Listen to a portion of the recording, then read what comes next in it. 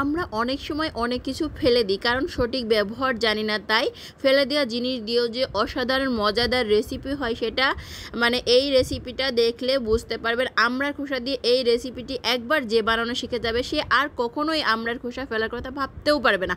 প্রথমে যেটা করেছি 1 কেজি আমড়া নিয়েছি, আমড়াগুলো সুন্দর করে ধুয়ে নিয়েছি। এখন অফ ক্যামেরায় আমড়াগুলো এভাবে করে মোটা মোটা করে ছিলে নিয়েছি। আমড়ার খোসাটা একটু মোটা মোটা করে ছুলতে হবে। ছুলে এখন হাফ কাপের মতো পানি দিয়ে দিয়েছি, হাফ চামচের মতো লবণ দিয়ে দিলাম। লবণ দিয়ে মিডিয়াম আছে কিছুক্ষণ আমি সেদ্ধ করে নিব আমড়ার খোসাটা, যতক্ষণ পর্যন্ত পানিটা শুকিয়ে নেওয়া যায়। পানিটা একটু কম দেওয়ার চেষ্টা করবেন কারণ পানিটা ফেলে দেওয়া যাবে না, শুকিয়ে নিতে হবে। এই তো শুকানো হয়ে গিয়েছে, এখন আমি ব্লেন্ডার করে নিব। আপনারা চাইলে পাটায় বেটেও নিতে পারেন, আমার সময় স্বল্পতার কারণে আমি পাটায় কাটতে পারিনি, ব্লেন্ডার করে নিয়েছি। এখন চুলায় একটি প্যান দিয়ে দিয়েছি, প্যানে দিয়েছি 7টা শুকনো মরিচ, দারচিনি, এলাচ, হাফ চামচের একটু কম জিরা, হাফ চামচের একটু কম ধনিয়া, হাফ চামচের একটু কম দিয়েছি গোলমরিচ, আর 1 চামচের মতো দিয়েছি পাঁচফোড়ন দিয়ে হালকা একটু ভেজে নিব।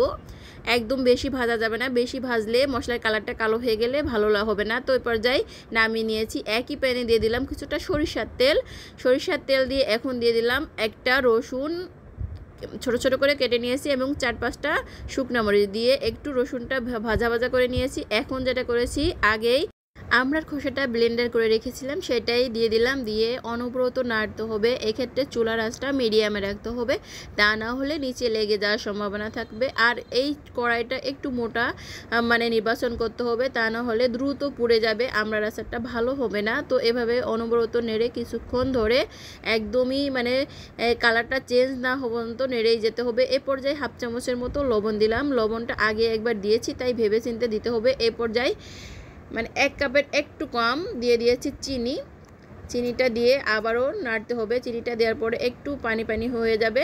তো এই পর্যায়ে যে মশলাটা করে রেখেছিলাম তার অর্ধেকটা মশলা আমি দিয়ে দিলাম আর বাকি অর্ধেকটা আমি লাস্টে দিব। এই দেখেন, এই পর্যায়ে আমি দিয়ে দিলাম 2টা তেজপাতা ছোটো ছোটো করে কেটে দিয়ে দিয়েছি। তারপরেও দেখেন লেগে যাওয়ার ভাব হয়ে এসেছে, আমি যেহেতু মোটা কড়াই নিয়েছি তারপরেও লেগে যাচ্ছে। তো এই পর্যায়ে আমি দিয়ে দিলাম ছিলকা। তো ছিলকাটা দিতে হবে এই কারণে যে আচারটা দীর্ঘ সময় রাখার জন্য ছিলকা দিয়ে দিতে হবে। তো আপনারা চাইলে ছিলকা নাও দিতে পারেন, তবে ছিলকাটা দিলে আচারটা দীর্ঘস্থায়ী হয়। তো এ পর্যায়ে চিনিটা আমার কাছে মনে হলো একটু কম, আবারও 2 চামচের মতো চিনি দিয়ে দিলাম। এই তো চিনি দিয়ে আবারও অনবরত নাড়তে হবে, নেড়ে নেড়ে একদমই এভাবে কড়ার গাঢ় থেকে উঠে আসবে, তখন বুঝতে হবে আচারটা হয়ে গিয়েছে। এই পর্যায়ে আমি বাকি মশলাগুলো দিয়ে দেব। তো মশলাটা দিয়ে জাস্ট 1 মিনিট মতো নেড়েচেড়ে নামিয়ে নিতে হবে। আচারের এই মশলাটা লাস্টে দিলে যেটা হয়, আচারের ফ্লেভারটা দ্বিগুণ বেড়ে যায় আর খেতে কিন্তু খুবই অসাধারণ হয়। মাশাআল্লাহ, আলহামদুলিল্লাহ, দেখতে যেমন লোভনীয় হয়েছে খেতে কিন্তু তার থেকেও বেশি অসাধারণ হয়েছে।